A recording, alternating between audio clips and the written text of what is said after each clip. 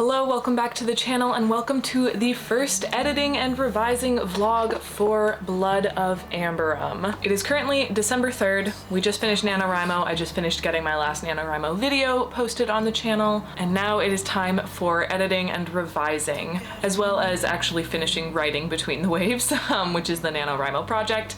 I really need to get the first draft of that one done for the new year, so we are also focusing on that. It is Friday. Friday is my dedicated writing, reading, revising, editing day for December. I don't know if I'll continue that into January. It kind of depends how busy things get, but I really wanted to make sure that I was vlogging the entire process since this is the first time that I have ever revised and edited a complete manuscript of mine. So I'm so excited just to catch everyone up because I started posting writing stuff on my channel while I was writing Blood of Amberum, but it didn't pick up until pretty much NaNoWriMo when I was working on the other project. So Blood of Amberum is a high fantasy YA novel. It takes place in a world that has a variety of different fantastical creatures, the main immortal ones being the Fada and the Striga. Those are the two main races and also the main races that are causing all of the trouble in the world right now. Actually, I'm just gonna read you, let me read you the like little blurb that I have for this project. Where is it? Emrys's life is looking pretty bleak. Her mother has been chronically ill for years, the immortal blood wars rage across the lands, and Emrys can barely hang on for the both of them. She has nothing besides her mother, and when they are torn apart as Emrys is dragged into the immortal land of Seiren, her only goal is to get back to her. But the land and beings of Seiren have their own truths to bestow upon Emrys, and when those truths come to light, Emrys must navigate the good and evil that have been so delicately intertwined into her own fate. So that's what we're working with. Here is my plan for the process right now. I am going to read through this manuscript.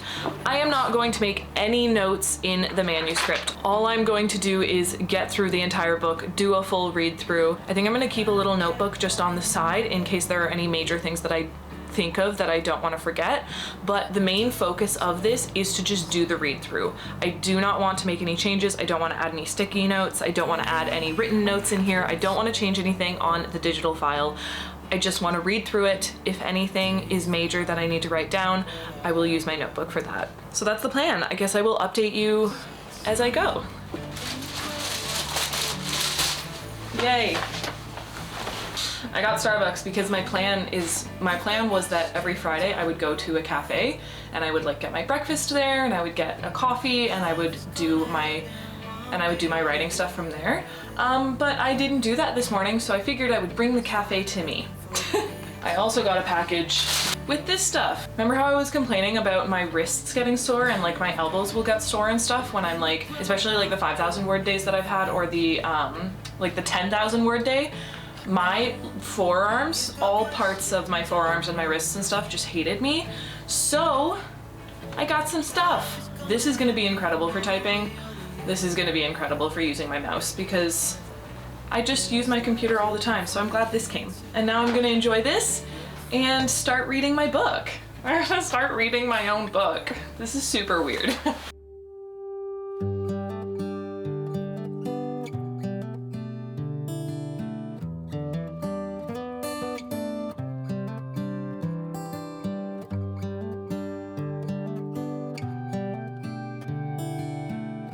I'm 20 pages in and the first thing I've noticed is that I am missing all of my subplots.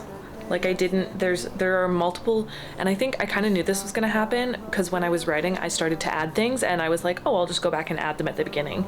And now that I'm reading the beginning, I'm realizing that like there's only one thing going on. Like I am missing at least one side character right now that is very important and a very big part of the story and has their own subplot. And then there is another massive subplot that has to do with the entire story. It's like the blood wars that I've talked about, like the immortal wars that are going on in the land. I haven't even talked about them. So we've already got quite a bit of work that I see needs to be added.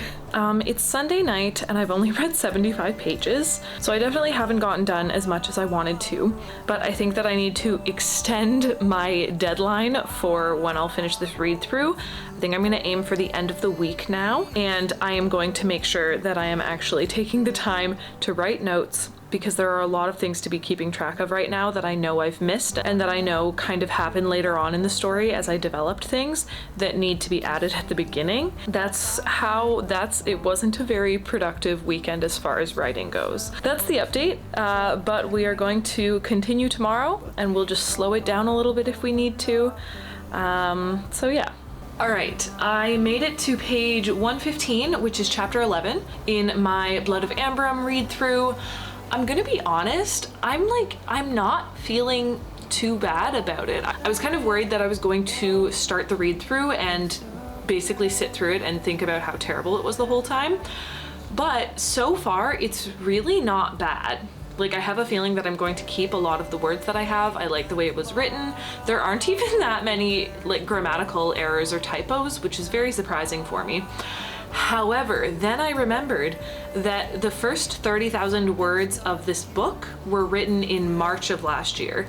So I didn't even know really what NaNoWriMo was at that point, so I wasn't doing any sort of writing challenge. I was just writing a book, and I was starting with 1,000 words a day, and that's kind of what I did. And therefore they weren't rushed. So I think that we'll soon get to the point in the manuscript where I switched over to start doing Camp NaNoWriMo in April, and that 50,000 words is going to be very interesting to see how those go. I would like to get to at least page 150 tonight, so that's 35 more pages. So I'm not super worried about it yet, but we'll see what happens when I get to the Camp Nano stuff, which I'm sure will be soon. We're back. This is just where I've felt like reading lately. I would like to report we are on page 238 out of 414, but I did want to check in actually just to mention a helpful little tidbit for developing your process that I have found has been working for me.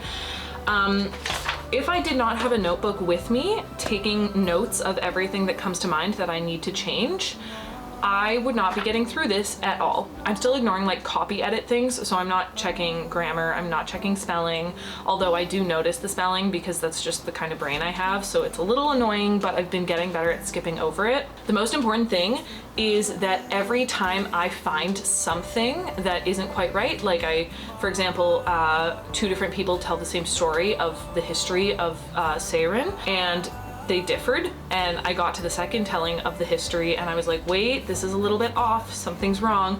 And I like caught myself before I flipped back to the other one to start doing some like comparisons. And I was like, no, we don't have time to stop and like worry about the edits right now. We just need to make a note, say, check history retellings on this page as well as the first time it was told. And that's all I wrote in the notes. And then I continued on. Same has happened for many other situations where I'm like, this person said something that doesn't make sense for their character on this page. So I'll make like a very quick note and then what page I was talking about. So if I had not been doing that, if I had not been doing this process of kind of dumping the correction out onto paper, I would have gotten carried away with it. So that's my tip. Try out and see if on your first read through, when you're doing that very first read through of your first draft, make sure that anytime you come up with something, some revision that you want to make, just write it down. You just want to get through the read through, so write it down, and then it's like you're taking it out of your head and it's not taking up space anymore, but you're not worried that you're going to forget about it. But yeah, I will check back in when I am closer to being done. All right, we finished at page 274. Chapter 23. I'm gonna take a quick break because I purchased a microwave. Behold, microwave. And then I also have like a little table to set it up on because we don't have room for it in the kitchen, which is probably why this apartment doesn't have one in the first place.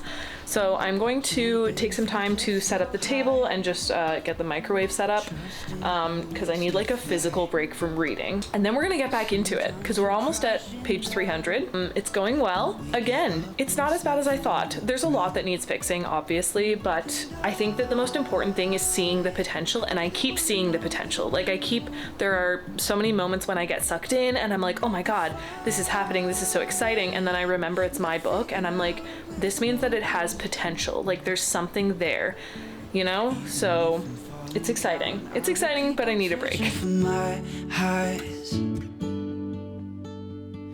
You can say I lost my mind, I will keep on holding my head high. Even if the sky is falling down, even if the sky is falling down, yeah. The sky is falling down.